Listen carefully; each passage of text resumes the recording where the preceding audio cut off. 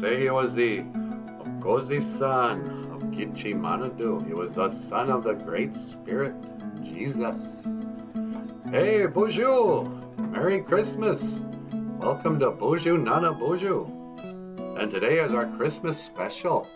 So today our special Ojibwe phrase, Ningodwaazi, niibaa, anama'e, giizhigad. Merry Christmas.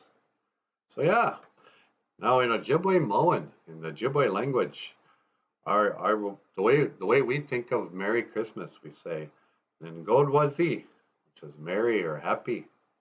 But then we say niibaa, anama'e, at night prayer or at night church. And then giizhigad, it's day. So niibaa, anama'e, giizhigad, at night prayer day. And I think maybe I got that term from like midnight mass or whatever. So I'm just gonna say Ningodwaazi, niibaa, anama'e, giizhigad.